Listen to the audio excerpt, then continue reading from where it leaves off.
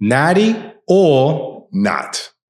That's the big topic, big discussion. Yeah, because, right, Carlos? We got to laugh because people will say, you'll see on Instagram an older guy looks phenomenal, or any guy, and be like, oh, he's on steroids. Not that he didn't work hard, not that he didn't eat right, but steroids alone has caused him to look like this prima donna's Michael, you know what I mean? Like, come on. And it happens a lot with women too. Oh, she got butt injections. Oh, she got this. So it's like, you cannot compensate hard work with this drug. If it was that easy, there would be fewer gyms. More gyms are opening up. It's a huge market in the fitness industry, $1 billion+ a year industry. Most likely it will pass the cosmetic industry. So you have to work out. It's no shortcut. Yeah, even I share with people, when women do get butt injections or BBLs or whatever it may be, for longevity, you need to work out. You need to still eat right. Yep. There's no ifs, ands, or buts about it. I've heard women who have done it one time and are looking to do it again. Yeah. But they don't want to work out. They don't want to eat right. And what people don't understand is, for men and women, if you get lipo or tummy tuck, the weight will never go back there. But where is the weight going to go now? To your arms, into your face, into your chin, into your legs. So the weight's going to go somewhere. It just won't go there anymore. That's why sometimes you see some people who look great, but then they'll have big arms or weight on the chin. You're like, but the waist is so small. How? Because like you said, they're not working out and they're not eating right. Like, look, people, for those natty or not, I'm not. Right? I started using testosterone replacement therapy and other things at 55 years old. Because when I was younger, I'll never forget, I know I told you this story, I believe. Went to Gold's Gym in Venice, California. Met Mike Christensen. Yes. He has a twin brother. Looks just like him, but he's like this. Right? He looked at me back then. He said, man, you have a great physique. Mind you, I'm still playing college ball. He's like, you ever thought about bodybuilding? And I was like, no, because I'm not injecting anything in me. And then my private part's going to be like, shrink to this and all this. I'm like, no, I'm good. Right? Yeah. Because I wasn't knowledgeable. Yeah. I didn't understand that was 40 years ago. I mean, your nickname would have been Turtle. Would have been Turtle. Turtle, right? So, but Michelangelo, a Ninja Turtle. But anyway, so I ignored that then, but I had the genetics. Again, finished playing ball, started training at this gym called Pumping Iron in the city. Again, was approached. Famous bodybuilders from all over came, and they were like, certain guys were like, dude, if you would be a monster. I thought I was a monster now, right? Then, but actually I wasn't. So it wasn't until 55 years old that I decided to try and get on gear.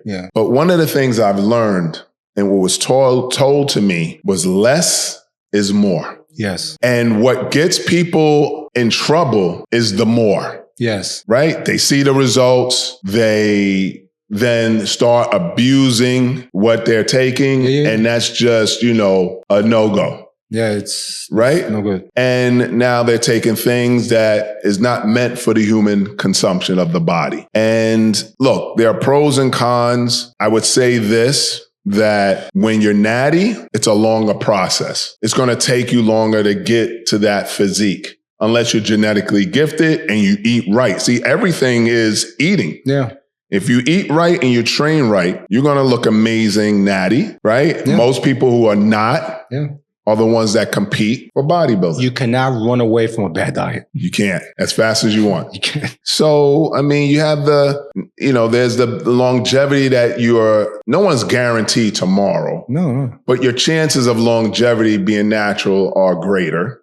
However, even natural people tend to not care for themselves. You know, and those that are not, you tend to be, what's important is that you have to do blood work when you're not. Well, I mean, even natty. Natty. I mean, either way. Making sure your testosterone is not too high. Making sure your TE ratio, testosterone to estrogen level, is important, men and women.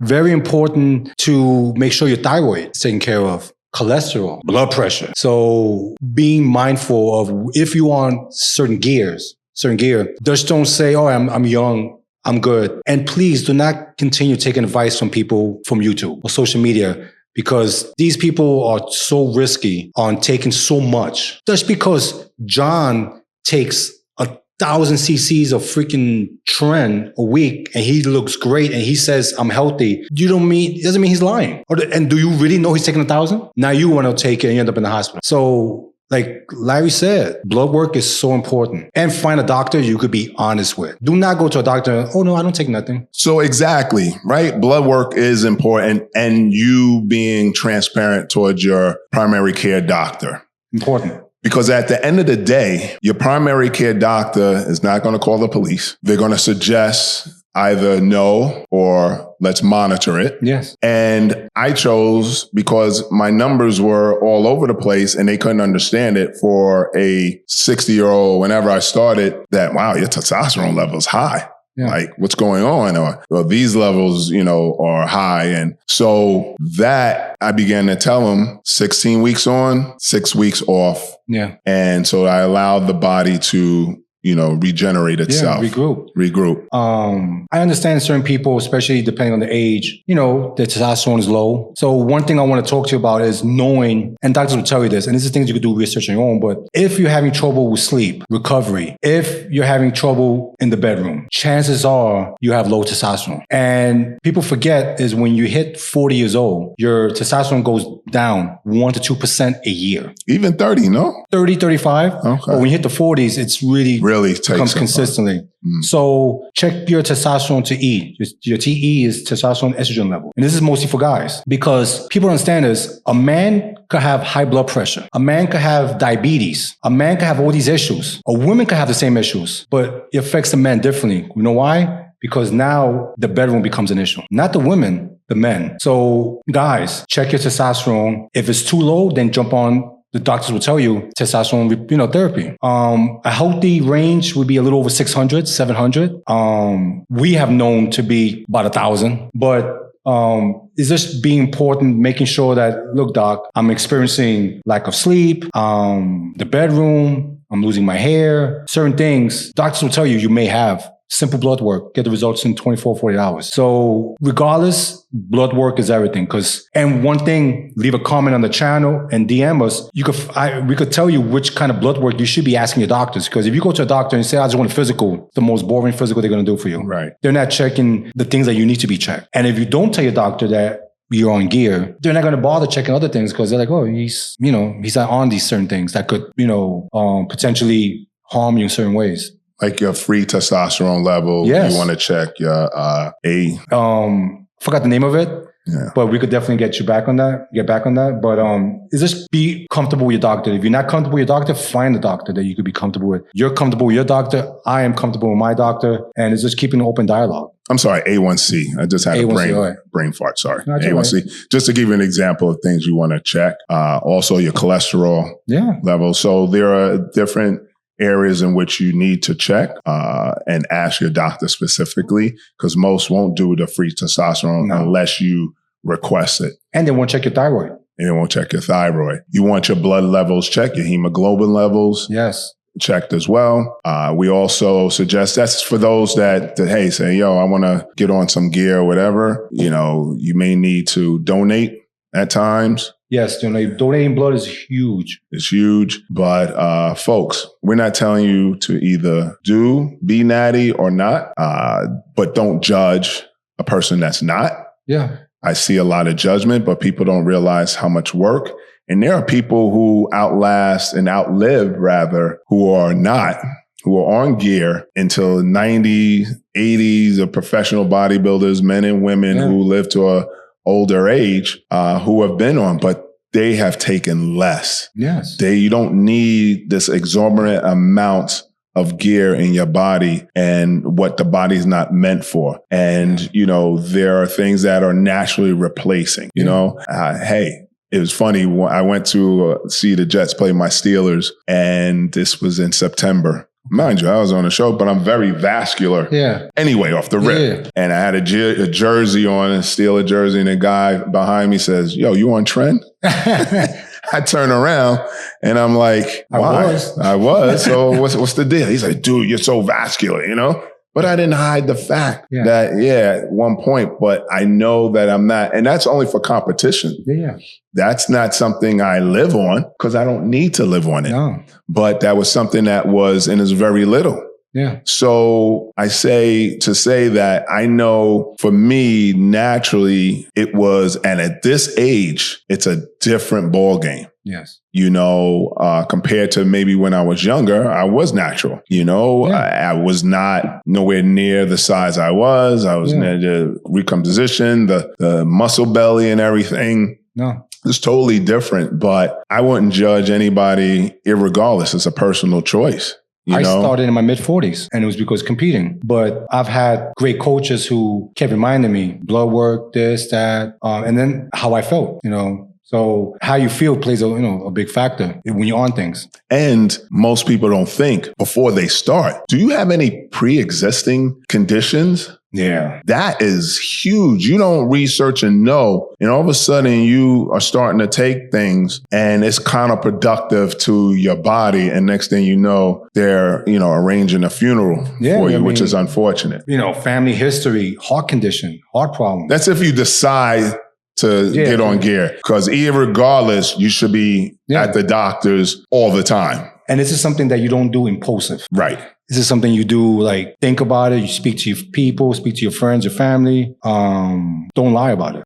This ain't the 80s where everybody lied about it. I'm not like my man. Yeah, it was taboo. Taboo. Now, we all know, so we just still have people out there who pretend they're not on it. And we're like, okay. Right. Because you can look, and mind you, your strength will increase, but you still won't have the bodybuilding look. Yeah. Because nutrition and proper training, that all plays a part. It's a three-headed monster when it comes to your supplements, things that, causes the fat to, disappear and your muscles to grow. And so because you are on gear doesn't guarantee that you're going to look a certain way. Gear was created, certain gears, for performance. But in bodybuilding, at the end of the day, does a bodybuilder care if he benches 400, 500 pounds? No. What he cares about is how low can I get my body fat? So that's the end of the game, right? Nobody goes on a show and say, man, I don't know if I'm going to win because I don't think I've cracked the 500-pound bench. Yeah, buddy. Yeah.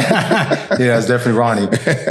But people care about how low can I get my body fat? How much muscle can I build?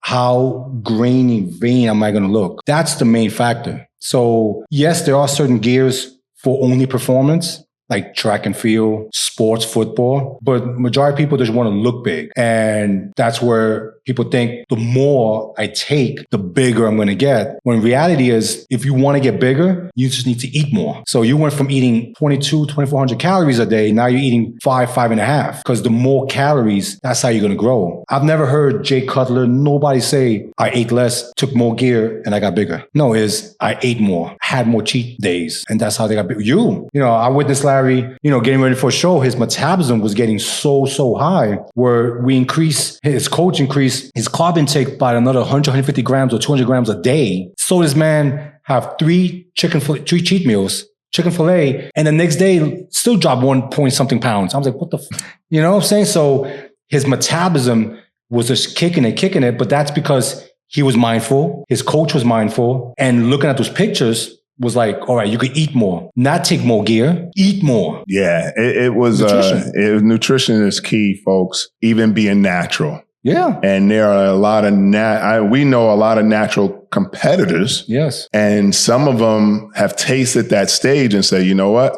I want to ramp it up to the next level. So now they want to get on gear. Yeah. And not stay on a natural path. But they're just people who don't care about competing and that are natural and look great. They have the genetics to have, a certain look, a certain body frame. Not everybody has that. Nope. Yeah. Being honest with you, I know genetically I would never be Olympia. I would never walk around 2,800 pounds. But I was honest with that when I was 20 years old. But my love for martial arts and sports was greater than being the biggest. Because whenever these guys came into my dojo, they all got beaten. So I'm like, I don't want to be that guy who can't throw a punch. So I always wanted to stay in the athletic way, the athletic look. But I always loved bodybuilding. Who doesn't want to look big? But not everybody wants to look that big. So, if you decide to do that, my best advice is wait till your 30s, maybe close to your 40s.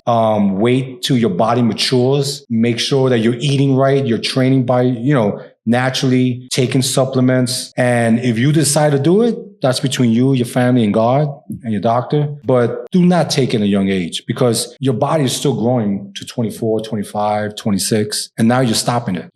I took it in my 40s. You took it in your 50s. Who knows if you would have taken it younger. Right. You never know what damage, and it's natural, right? Our testosterone levels are naturally high at a younger age.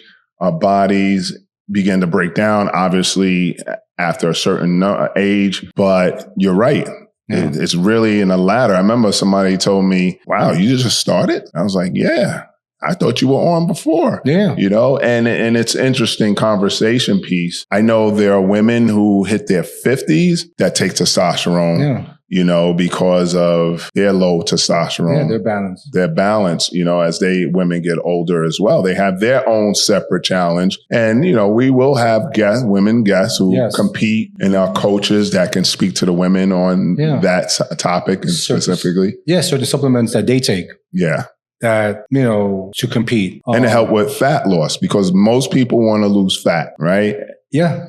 But that's the main factor, right?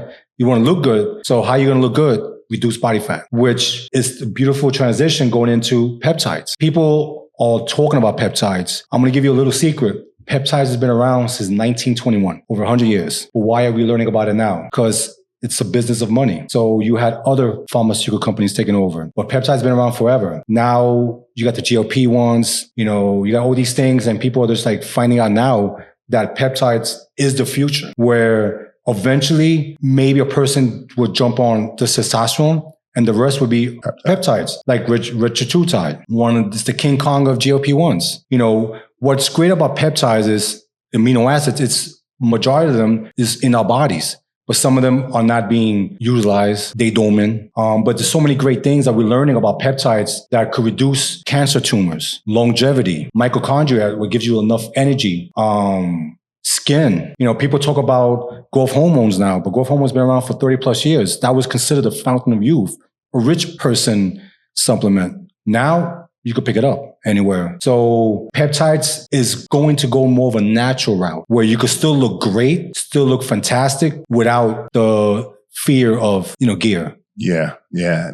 I look forward to that. And knowing that it's been passed by the government. Yeah. So it'll hurt the black market, if you want to say. Yeah. But for pharmaceutical companies, obviously it's going to benefit them. Yeah. And one thing I want to tell people is I'm not saying go against the government, but the research that's been done by majority and mostly all these peptides are $1 million+ research from different labs, different universities. And I'm going to give you a quick little information. Things that get approved by the FDA. Let's say, for instance, Larry and I have Ageless Fitness peptides. In order for us to get approved by the FDA, we got to first pay millions and millions of dollars for them to look at it. That's how it works. It's about money. Oh, let me go to the bank. That's it, right?